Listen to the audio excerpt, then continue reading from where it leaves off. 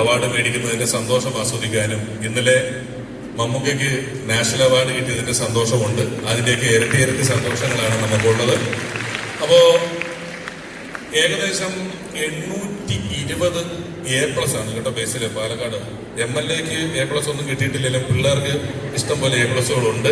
820 A+ കിട്ടിയിട്ടുണ്ട് ഇവിടെ. ഇപ്പൊ നമ്മൾ A+ കിട്ടിയ കുട്ടികളെയാണ് ഇതിൽ ആദരിക്കുന്നത്. അടുത്ത തവണയൊക്കെ നമുക്ക് കുറച്ചുകൂടെ ഒരു 9 A+, 8 A+ ഒക്കെ ഉൾപ്പെടുത്താം. 10 +2 ഉള്ളവരാണ് ഉൾപ്പെടുത്താം. ഇപ്പൊ നമ്മൾ അതനുസരിച്ചിട്ടുള്ള പരിപാടികളാണ് ഇവിടെ ഒരുക്കിയിട്ടുള്ളത്. 820 പേർക്ക് ഒരു 30 സെക്കൻഡ് വെച്ച് കൂട്ടിയാൽ പോലും 400 മിനിറ്റ് ആവും. വൈകുന്നേരം വരെ കൊടുക്കേണ്ടി വരും. നമുക്ക് ചടങ്ങ് തുടങ്ങുമ്പോൾ സ്പീഡിൽ ഓരോ സ്കൂൾ അനുസരിച്ച് വിളിക്കും, അതനുസരിച്ച് വരാം. അതിനൊക്കെ മുമ്പായിട്ട് നമുക്ക് ബേസിൽ ആദ്യം 2 വാക്ക്, 2 ഒരു 5-6 വാക്ക് നമ്മളോട് സംസാരിക്കും, എന്നിട്ട് ബാക്കി ചോദിക്കാം. ബേസിൽ എല്ലാവർക്കും നമസ്കാരം. ഞാനും ഇവിടെ ഇങ്ങനെ കസേരയൊക്കെ ഇട്ടിട്ടുള്ള പരിപാടിയായിരിക്കും വിചാരിച്ചിട്ട് വന്നത്. പക്ഷെ പെട്ടെന്ന് ട്വിസ്റ്റ് ആയിപ്പോയി. ഇവിടെ വന്നിട്ട് നേരെ കയറിയൊക്കെ സംസാരിക്കുക. അപ്പൊ എന്താ സംസാരിക്കേണ്ടതെന്നുള്ള കൺഫ്യൂഷൻ ആയിപ്പോയി. മറ്റേത് അവിടെയൊക്കെ ഇരിക്കുമ്പോൾ ഇങ്ങനെ എല്ലാവരും പറയണത് കേട്ടിട്ട് ഇങ്ങനെ എന്താന്നൊക്കെ ആലോചിക്കാനുള്ള ഒരു സമയം ഉണ്ടായിരുന്നു. അപ്പൊ നേരെ കയറി ഒന്ന് സംസാരിക്കുക എന്നുള്ളൊരു സ്പേസ് ആണെന്ന് ഞാൻ അറിഞ്ഞില്ല. അതിൻ്റെ കൂടെ ഈ ബാഡ്ജ് കിട്ടിയിട്ട് അത് ഇവിടെ പ്രോപ്പറായിട്ട് നിർത്താനും പറ്റിയില്ല അതിന്.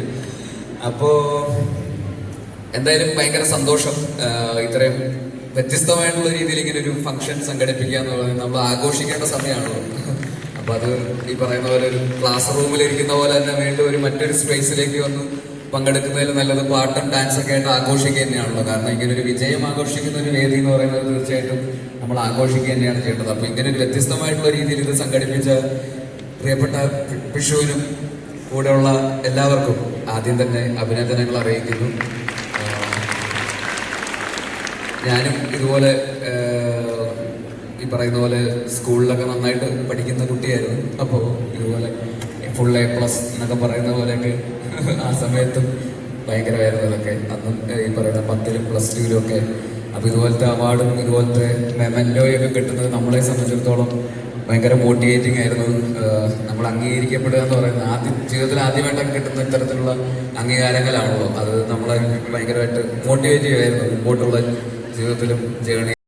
വേദികളിൽ ഇരുന്ന നിങ്ങളെപ്പോലെ ഒരു സ്റ്റുഡൻ്റായിട്ട് ഇരുന്ന ഓർമ്മകൾ എനിക്കുമുണ്ട് തീർച്ചയായിട്ടും. അത് ഈ പറയുന്ന എഡ്യൂക്കേഷൻ, പ്രോപ്പറായിട്ടുള്ള എഡ്യൂക്കേഷൻ കിട്ടുക എന്ന് പറയുന്നതാണ് ഇന്നത്തെ കാലഘട്ടത്തിൽ ഏറ്റവും ഇമ്പോർട്ടൻ്റ് ആയിട്ടുള്ളൊരു കാര്യം. ബാക്കി എന്തൊക്കെ പറഞ്ഞാലും നമ്മൾ വിദ്യാഭ്യാസവും വിവരവും ഉണ്ടാവുക എന്ന് പറയുന്നതാണ് ഇനിയുള്ള കാലഘട്ടത്തിൽ നമുക്ക് പിടിച്ചു നിൽക്കണമെങ്കിൽ അത് മിനിമം അതെങ്കിലും വേണം. അത്രയും കോമ്പറ്റീറ്റീവായിട്ടുള്ള ഒരു ലോകത്താണ് നമ്മളെല്ലാവരും ജീവിക്കുന്നത്. സോഷ്യൽ മീഡിയയും കണ്ടന്റ് എക്സ്പ്ലോഷൻ നടന്നുകൊണ്ടിരിക്കുന്ന ഒരു കാലഘട്ടമാണ്. എവിടെ നോക്കിയാലും കണ്ടന്റാണ്. ഇൻസ്റ്റാഗ്രാം തുറന്നാലും യൂട്യൂബ് തുറന്നാലും അല്ലാതെ AI ഒക്കെ ഉള്ള ഈ ഒരു വേൾഡിൽ നമ്മൾ പിടിച്ചു നിൽക്കണമെങ്കിൽ നമ്മൾ വളരെ റെലവൻ്റ് ആയിട്ട് അപ്ഡേറ്റഡ് ആയിട്ട് നിൽക്കുക എന്നുള്ളതല്ലാതെ വേറെ വഴിയില്ല. അപ്പോൾ തീർച്ചയായിട്ടും നിങ്ങളെല്ലാവരും അതിനനുസരിച്ചിട്ട് എന്താ പറയുക പിടിച്ചു നിൽക്കുന്ന ആളുകൾ എന്നുള്ള രീതിയിൽ എല്ലാവർക്കും അഭിനന്ദനങ്ങൾ അറിയിക്കുന്നു. എന്നാൽ അവാർഡ് കിട്ടാത്തവരാരും മോശക്കാരായിട്ടും നമ്മളാരും കാണരുത്. അവാർഡ് കിട്ടാത്തവർ ചിലപ്പോൾ ആ വിഷയങ്ങളിൽ ചിലപ്പോൾ പഠിക്കാൻ മോശമായതുകൊണ്ടായിരിക്കാം. എല്ലാവർക്കും എല്ലാ വിഷയത്തിലും നന്നായിട്ട് മാർക്ക് മേടിക്കാൻ പറ്റണമെന്നില്ല. ഇപ്പോൾ മാത്സൊക്കെ എല്ലാവർക്കും നന്നായിട്ട് ഷൈൻ ചെയ്യാൻ പറ്റുന്ന പോലത്തെ ഒരു വിഷയമാണെന്നില്ല സയൻസ്. അപ്പോൾ ഓരോരുത്തർക്കും ഓരോരുത്തരുടേതായിട്ടുള്ള കഴിവുകളുണ്ട്. എല്ലാവരും നന്നായിട്ട് പഠിച്ച് എല്ലാ വിഷയത്തിലും നന്നായി പഠിക്കണം എന്നുള്ള നിർബന്ധവും നമുക്ക് ഒരിക്കലും കുട്ടികൾ എന്നുള്ള രീതിയിലും രക്ഷിതാക്കൾ എന്നുള്ള രീതിയിലും ഒരിക്കലും പ്രഷർ ചെയ്യുന്നതിലും കാര്യമില്ല. കാരണം അവരുടെയൊക്കെ കഴിവുകൾ ചിലപ്പോൾ വേറെ എന്തെങ്കിലും സ്കില്ലുകളായിരിക്കാം. ചിലപ്പോൾ നന്നായിട്ട് ആർട്ടിസ്ട്രിയോ, നന്നായിട്ട് ഡാൻസോ, നന്നായിട്ട് മ്യൂസിക്കോ, ആർട്സോ അല്ലെങ്കിൽ വേറെ എന്തെങ്കിലുമൊക്കെ രീതിയിലൊക്കെ ആയിരിക്കാം ഓരോരുത്തരുടെയും കഴിവുകൾ എവിടെയാണെന്നുള്ളതും അത് നമ്മൾ ഫിഗർ ഔട്ട് ചെയ്യുക എന്നുള്ളതും അവരെ അതിനുവേണ്ടി സപ്പോർട്ട് ചെയ്യുക എന്നുള്ളതും കൂടെയാണ്. അപ്പോൾ അതുകൊണ്ട് ഫുൾ A+ കിട്ടാത്തവരാരും മോശക്കാരല്ല. അവരെ വേറെ ഏതെങ്കിലും രീതിയിൽ കാലം നിങ്ങളെ അംഗീകരിക്കും. അതിനു വേണ്ടിയിട്ട് നിങ്ങളത് അധ്വാനിക്കുക.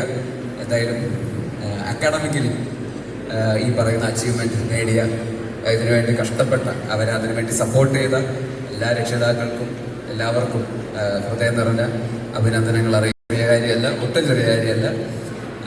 സ്ഥിരമായിട്ടുള്ള ആത്മാർത്ഥതയും ഡിസിപ്ലിനും ഒക്കെ ആയിട്ട് തന്നെ മാർക്ക് മേടിച്ചാൽ മാത്രമേ ഈ ഒരു പൊസിഷനിലേക്ക്, ഈ ഒരു വേദിയിലേക്ക് എത്താൻ പറ്റത്തുള്ളൂ. അപ്പം ഇതുകൊണ്ട് തീർന്നു എന്നാരും വിചാരിക്കുകയും വേണ്ട. ഇനി അങ്ങോട്ട് കുറച്ചുകൂടെ കടുപ്പമായിരിക്കും. ഞാനും പഠിച്ചുകൊണ്ടിരുന്നപ്പോൾ എൻ്റെ അടുത്ത് ആദ്യം പറയുന്നത് 10ാം ക്ലാസ്സിൽ ഫുൾ A+ മേടിച്ച് കഴിഞ്ഞാൽ രക്ഷപ്പെട്ട ജീവിതം സെറ്റാവും എന്ന് പറഞ്ഞിട്ടാണ് ആദ്യം. അപ്പോൾ അത് വിചാരിച്ചിട്ട് അന്നേരം അങ്ങനെ വിചാരിക്കും. പിന്നെ 10ാം ക്ലാസ് ഓക്കെ, പക്ഷെ +2 കൂടെ ചെറുതായിട്ടൊന്ന് മാർക്ക് മേടിച്ചാൽ അടിപൊളിയായിരിക്കും. അങ്ങനെ അപ്പോൾ നമ്മൾ +2 ഓക്കെ, +2 അതുകൂടെ കഴിഞ്ഞാൽ തീരുമാനമാവുമല്ലോ എന്ന് പറയും. +2 കഴിയുമ്പോൾ പറയും എൻട്രൻസിനും കൂടെ നല്ലൊരു റാങ്ക് മേടിച്ചാൽ, അപ്പോൾ എൻട്രൻസ് ശരിയല്ല, പിന്നെ അതും കൂടെ നടക്കട്ടെ. എൻട്രൻസ് കഴിയുമ്പോൾ പറയും എഞ്ചിനീയറിംഗിലെത്തി ഇനിയിപ്പോൾ, അല്ലെങ്കിൽ മെഡിസിൻ എന്തിനാന്ന് വെച്ചാൽ അതിന് ഫൈനൽ നല്ലൊരു പ്ലേസ്മെന്റ്. ഞാൻ എഞ്ചിനീയറിംഗ് ആയിരുന്നു, നല്ലൊരു കോളേജിൽ അഡ്മിഷൻ കിട്ടി, ഓക്കെ ഇനി നല്ലൊരു പ്ലേസ്മെന്റ് ഇവിടെ കൂടെ നല്ലൊരു മാർക്ക് മേടിച്ച് കയറി കഴിഞ്ഞാൽ പിന്നൊന്നും നോക്കാനില്ല എന്ന് പറയും. അവിടെ എത്തുമ്പോൾ പറയും M.Tech അല്ലെങ്കിൽ MBA എന്ന് പറയുന്ന പോലത്തെ ഏതെങ്കിലും ഒരെണ്ണം കൂടെ. അപ്പോൾ പിന്നെ ശരി അങ്ങോട്ട് എന്നും പറഞ്ഞ അവിടെ എത്തുമ്പോഴേക്കും അവിടെ നിന്ന് പറയും കഴിഞ്ഞില്ല, ഇനി ഇവിടെ പിടിച്ചു നിൽക്കാന്ന് പറയുന്നതാണ്.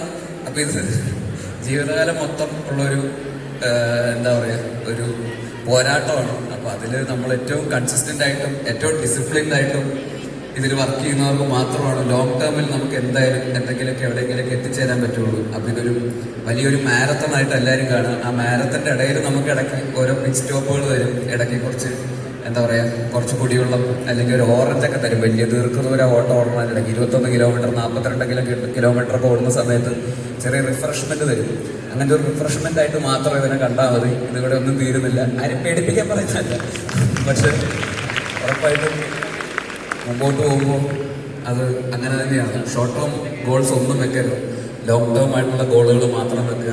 ഒരു 50 വയസ്സിലോ 70 വയസ്സിലോ ഞാൻ എവിടെ ഉണ്ടാവണം നമ്മൾ ആലോചിച്ചിട്ട് മുമ്പോട്ട് പോവുക. അങ്ങനെ പോകുമ്പോഴേ ഈ സ്ട്രഗിൾ ഒരിക്കലും തീരാൻ പോകുന്നില്ല. സ്ട്രഗിൾ എന്ന് പറയുന്നില്ല, ഈ ഒരു എന്താ പറയുക, ഈ റേസ് എവിടെയും തീരാൻ പോകുന്നില്ല. ഞാനാണെങ്കിൽ സിനിമയിലെത്തിയല്ലോ, ഇനി രക്ഷപ്പെട്ടല്ലോ എന്ന് പറയുന്നിടത്തൊന്നോട്ടാണ് ആക്ച്വലി ശരിക്കുമുള്ള സ്ട്രഗിൾ തുടങ്ങുന്നത്. സിനിമയിൽ വന്നതിന് ശേഷമാണ്, കാരണം ഒരു ഓട്ടമാണ്. അപ്പോൾ അതെന്നും ഓടിക്കൊണ്ടേയിരിക്കുക എന്നുള്ളത് തന്നെയാണ് ഇതിൻ്റെ ഒരു വിജയത്തിൻ്റെ ഒരു ഫോർമുല എന്ന് പറയുന്നത്. തീർച്ചയായിട്ടും ഈ ബേസിലിനെ പറ്റി പറയുമ്പോൾ ഞാൻ കലയിൽ 27 വർഷം നിന്നിട്ടും അല്ലാതെയുള്ള സൗഹൃദങ്ങളും കൊണ്ടൊക്കെ പലരെ കാണുന്നതിനകത്ത് ഇന്ന് ഈ പരിപാടിക്ക് എന്തുകൊണ്ട് ബേസിൽ എന്നൊരു ചോദ്യം വേണമെങ്കിൽ വെറുതെ ചോദിച്ചാൽ, നമുക്ക് വർത്തമാനകാലത്തിൽ ഒരുപാട് ചെറിയ പ്രശ്നങ്ങളുണ്ട്. നമ്മുടെ കുട്ടിക്കാലത്തൊക്കെ നമ്മുടെ അച്ഛനമ്മമാരെ ചിലരെ ചൂണ്ടിക്കാണിച്ചിട്ട് നിങ്ങൾ ഇവരെ മാതൃകയാക്കും എന്ന് നമ്മളോട് പറയാറുണ്ട്.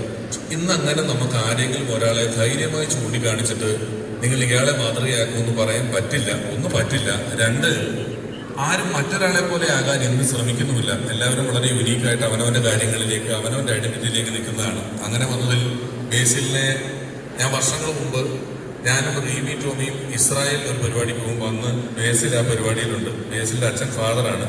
അപ്പം അതുമായിട്ടും സിനിമ കഴിഞ്ഞിട്ടില്ല ബേസിലിന്റെ. അപ്പം കുഞ്ഞിരാമായണം എന്ന് പറഞ്ഞ പടം കഴിഞ്ഞ് നിൽക്കുമ്പോൾ ഞങ്ങളുടെ കൂട്ടത്തിലുണ്ട് ബേസിലിനെ. അന്ന് ആർക്കും ഞങ്ങൾക്കല്ലാതെ അങ്ങനെ സംഘത്തിൽ ബേസിൽ സംവിധായകനാണ്, സ്മെല്ലുതിരയിൽ വന്നിട്ടില്ല, ആർക്കും അറിയില്ല. ബേസിൽ ഞങ്ങളുടെ കൂട്ടത്തിൽ ഫുൾ ട്രിപ്പിലുണ്ട്, വണ്ടിയിലിരിക്കും, അങ്ങനെ ഇരിക്കും. അന്ന് തൊട്ട് ഇപ്പൊ നമ്മൾ പ്രഖ്യാപിച്ചിട്ടില്ലാത്തൊരു വലിയ കാര്യം ബേസിൽ മിക്കവാറും ഈ കൊല്ലം അവസാനമാകുമ്പോഴത്തേക്ക് പ്രഖ്യാപിക്കും.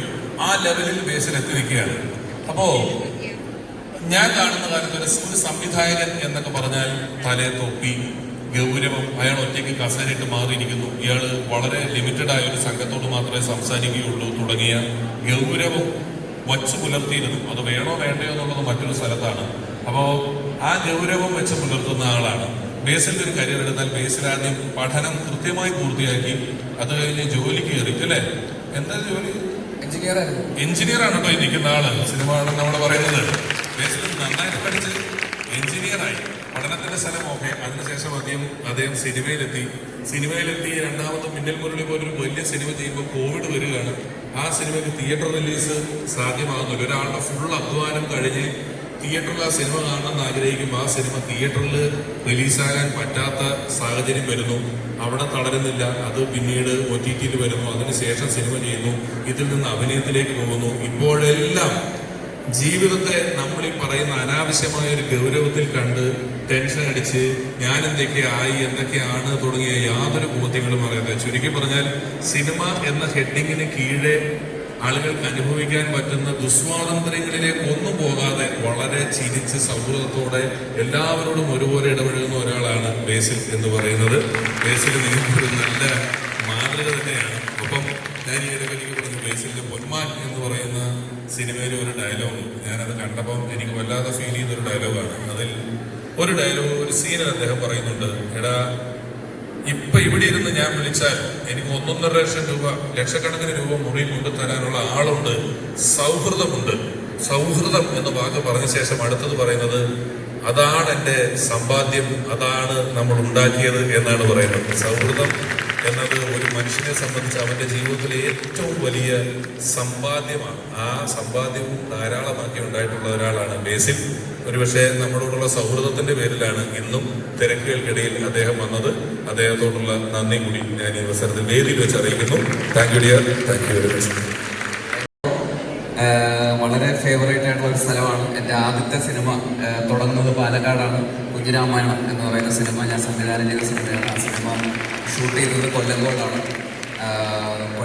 ഫുൾ ആ സിനിമ ഷൂട്ട് ചെയ്തു. അതിനുശേഷം രണ്ടാമത്തെ സംവിധാനം ചെയ്ത സിനിമ ഗോദ ഷൂട്ട് ചെയ്യുന്നതും ഒറ്റപ്പാലത്താണ്. ഒറ്റപ്പാലവും പാഞ്ഞാൾ എന്ന് പറയുന്ന സ്ഥലങ്ങളിലുമാണ് ഗോദയും ഷൂട്ട് ചെയ്തത്. അത് കഴിഞ്ഞ് മൂന്നാമത്തെ സിനിമ മിന്നൽ മുരളിയിലെ തുടക്കത്തിൽ ആ ഒരു കുറച്ച് സീൻ അതും പാലക്കാടാണ്. അപ്പോൾ സംവിധാനം ചെയ്ത 3 സിനിമകളും കുറച്ചെങ്കിലുമൊക്കെ എന്തെങ്കിലുമൊക്കെ പൂർണ്ണമായിട്ടും അല്ലാതെയൊക്കെ ആയിട്ട് പാലക്കാട് വന്ന് ഷൂട്ട് ചെയ്യുകയും പാലക്കാടിൻ്റെ സ്നേഹവും പാലക്കാടിലെ എല്ലാവരുമായിട്ട് ഒരുപാട് ഇടപഴകിയിട്ടുള്ളതുമാണ്. അതിനോടൊപ്പം തന്നെ മനോഹരം എന്ന് പറയുന്ന സിനിമയിൽ അഭിനയിക്കുകയും ചെയ്തിട്ടുണ്ട്.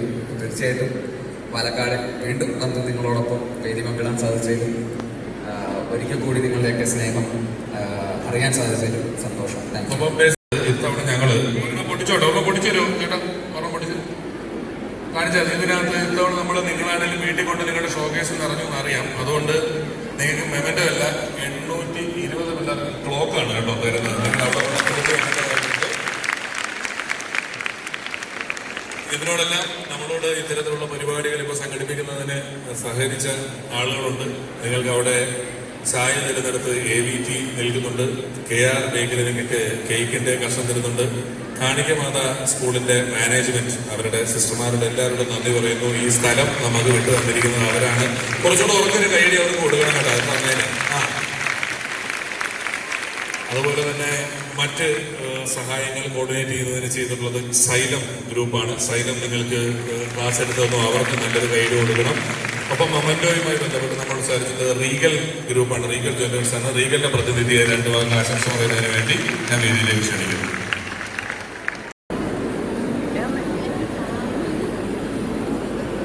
എല്ലാവർക്കും സ്നേഹപൂർവ്വം